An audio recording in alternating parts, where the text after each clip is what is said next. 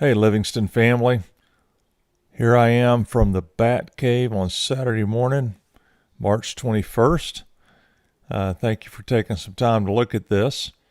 If you'll notice, I have my mouthpiece. Some of y'all wonder how I control my computer. Well, this plugs into my USB, and I'm able to treat it like a mouse, and so I move my mouse around.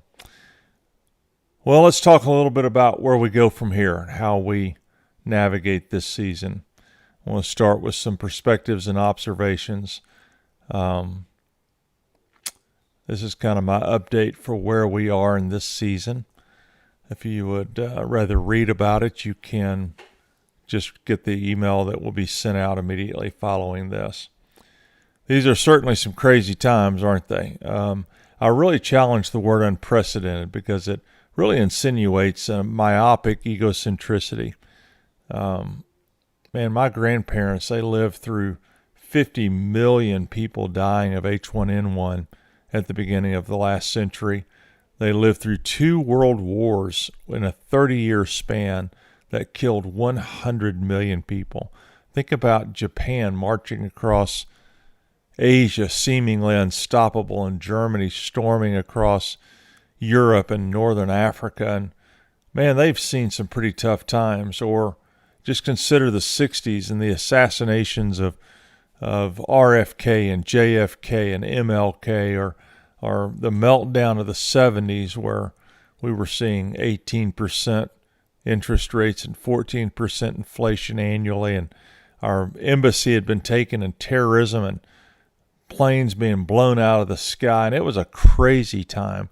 The 90s gave us our first Gulf War, our nation's second presidential impeachment, the financial meltdown of the dot-com where we just thought that things couldn't return, and then Y2K. And then just 2 years later, in less than 2 years after the dot-com burst, we've got 3,000 of our fellow citizens killed in the collapse of the Trade Center, the attack on the Pentagon, the downing of the flight in Pennsylvania. Now we've had to live through ISIS and all those beheadings and the things that we've seen. Man, you go back through human history, we've lived through plagues that have knocked out a third of our human population, rampaging marauders like Alexander the Great, who certainly gave us a lot of culture, but did it at the expense of a lot of lives. Or Genghis Khan, who not only rampaged but raped his way through Asia, where I read one statistic that 1 out of every 6 people in the world have Genghis Khan's DNA somewhere in their downline. And we think about all that, and you know what? I put it in perspective. These are really, really hard times, but we've lived through them before. And for those who persevere, you're going to be made stronger. And specifically for believers, this is a great time to reset, recalibrate, and look for new opportunities. We can complain about the loss of March Madness or the end of the 2019-2020 season for the NBA or the postponement of baseball ad infinitum. It goes on and on and on. But it may be a great time to break our addiction to sports, and to use our word, it's unprecedented truly in the sports world right now. The next 9 to 18 months will be difficult financially for many people and many families. I'm a small government guy, but I find myself tenderized by the government's attempt to thwart the immediate crush this pandemic has caused so many individuals. It exposes my monetary policy hypocrisy, and I tear up a little bit when I think about our leadership trying to help these individuals and businesses. And then I'm excited to see what God uses his people to do to be a blessing to our communities and to our world. I'm so grateful for our little fellowship. I'm hearing amazing stories of people checking on others, trying to find phone numbers or email addresses because somebody's on their heart. I know of families who have taken food or gift cards to people they know that they knew they needed them. We have a pretty amazing group of people, don't we? Let me talk a little bit about our schedule over these next several weeks. It's going to be a little odd. Churches all over the country are learning to live in a new normal, or at least in an evolving normal. So let me talk to you a little bit about our walk through this time. Casey and I, along with some other leaders in our church, have been meeting and dialoguing about what do we do? How do we navigate this time? So let me give you our schedule. This is going to be our schedule at least through April 4th and maybe further. We'll know as time marches on. But let me give you 4 specific times that you can look forward to. Number 1, our Sunday morning worship time. We will have worship and our message and possibly announcements all posted by around 8 or 8:30 on Sunday mornings. For some of y'all missing an early service, you can now have your own early service. So we'll try to have those up. Sometimes we're going to have those up on Saturday night if you want to check, or first thing Sunday morning. But our commitment to you is to have it uploaded, edited, and then back downloaded in a way that you can get to it on Sunday mornings by 8 a.m. Secondly, I'm going to host a Facebook Live at 10 a.m. on Sunday mornings. This will be 15 to 30 minutes of me just greeting you and sharing maybe some thoughts on my heart and allowing you to send immediate real-time questions or comments or things that you want to say. If you've not been a Facebook fan up till now, maybe you could create one just for this season. I've not been real faithful. I've got a great following. The last 6 months I've kind of fallen off the grid, but we want to have a way to touch you. So Facebook Live at 10 a.m. on Sunday mornings. And then on Sunday afternoons at 5, Casey's going to host a Zoom meeting. Now, Zoom is a video conference app that you can download on your phone or on your computer, and it allows you to talk to people real time. You'll see their pictures, their faces. You can have conversations, and Casey just thought it would be a great place to start, just to have a little bit of a community to say hi and greet each other. If that picks up, then we'll create other times during the week that you can do that as well. Number 4, on Wednesdays, probably by 6 p.m., I'm going to post another YouTube video just to talk about whatever's happened up till then. You can email me questions if there's things you want me to discuss, maybe things y'all have talked about at family dinners or around coffee with friends or on phone conversations. Just email me at dan@livingstonfellowship.com. I'll try to address those questions. So 4 specific times. Monday morning, we'll have our worship time, whatever works for you. Number 2, 10 a.m., Facebook Live with me. 5 p.m., Zoom. The link will be emailed to you or on our webpage and Facebook page. You can just link up right there. You will have to download an app, but it's very, very easy to do. And then finally, on Wednesdays, I'll be posting a video, just kind of an update. Last thing, offerings. Again, our people are amazing. I'm having people call me, email me, text me. How do I keep giving? Many have gone to our livingstonfellowship.com webpage and downloaded the Tithely app, TITHE.ly, and they've been giving that way. Others have mailed their offerings here at the house. You can send those to our house, or you can send them to the mailing address for Livingston, which is 200 Windrose, Madison 39110. Windrose is one word, WINDROSE. So some want to send it to that church address. Thank you for your faithfulness. Livingston Fellowship owes a great deal to the many people who have faithfully given, different levels of giving, but many consistent in their giving. Thank you for that. But I want you to hear me on this. This is very important.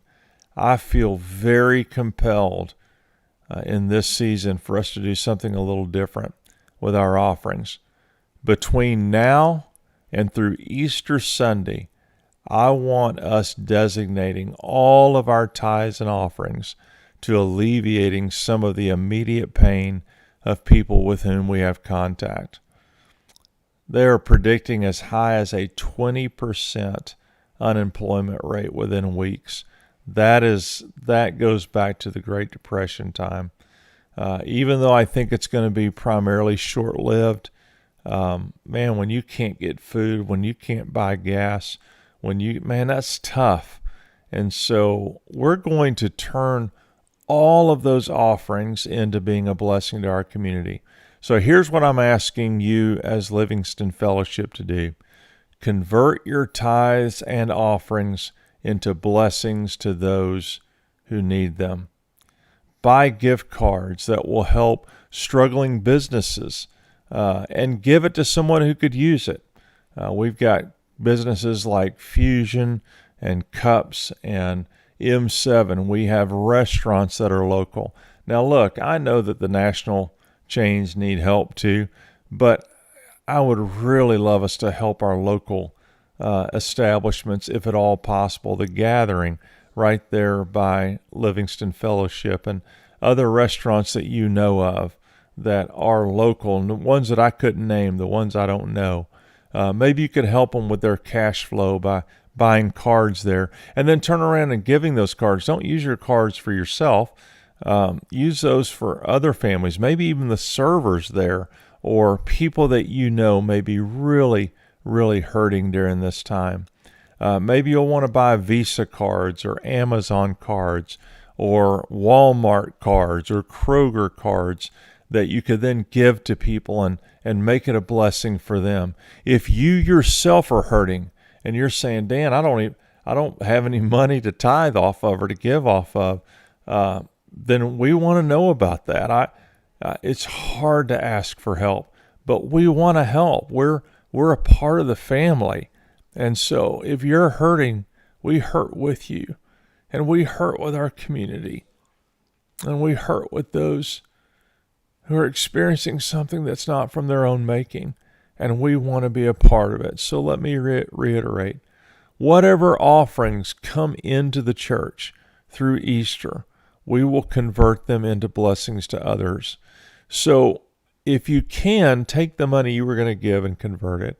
If you want to go ahead and send it in or give it to the church, then we will turn it into something. I haven't figured out exactly how we're going to do that, whether we're going to give it to a ministry locally that knows what to do with it, or whether we will convert those and pass those out. Be praying with us about how to do that. But I want us to be a blessing.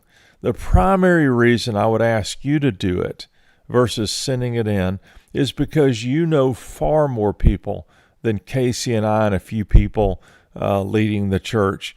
Even though Livingston is still paying out expenses, we have enough money to get us through April 11th fairly easily. If you just feel this is not what you want to do with your offerings, then just escrow them. I've done that before when maybe I wasn't real sure about a church, what they were doing. Then just escrow those, and you can give those after Easter, and that's fine. I understand. It's not my job to tell you what you feel compelled to do in your gifts to God. But just so you know, as a fellowship, what I'm asking us to do, again, we're going to convert our tithes and offerings between now and through Easter to be a blessing to people around us. All right? Sorry, my eyes are burning a little bit.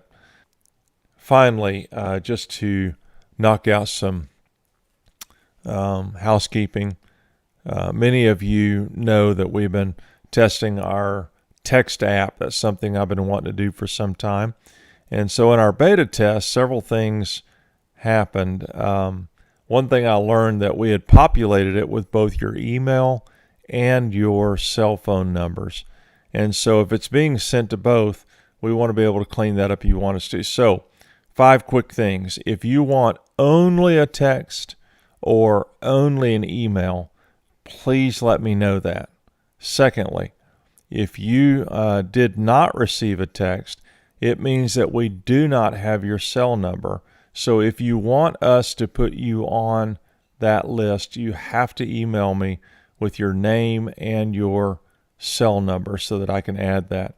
Third, if you want to be removed, I've already removed about 7 people. It does not hurt my feelings. We've been gathering emails for 3.5 years now, and so, or 2.5 years now. And so you may have put it on there, or you know of someone. It doesn't hurt my feelings at all to remove it.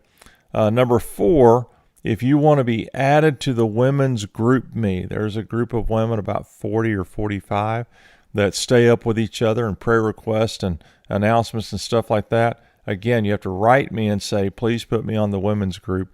We don't assume that. We do everything by invitation. And then finally, all of those requests to define whether you want just text or email to be removed, to be added to the women's lists, so on and so forth, please send to dan@livingstonfellowship.com, and I will get that taken care of for you. Look, I look forward to seeing you when we all get back in the same room together. And then I look forward to seeing y'all tomorrow at 10 a.m. Facebook Live. Just go on to our webpage, or our Facebook page, rather, and it should be clicked on there. All right? Love you guys, and look forward to walking out this season with you.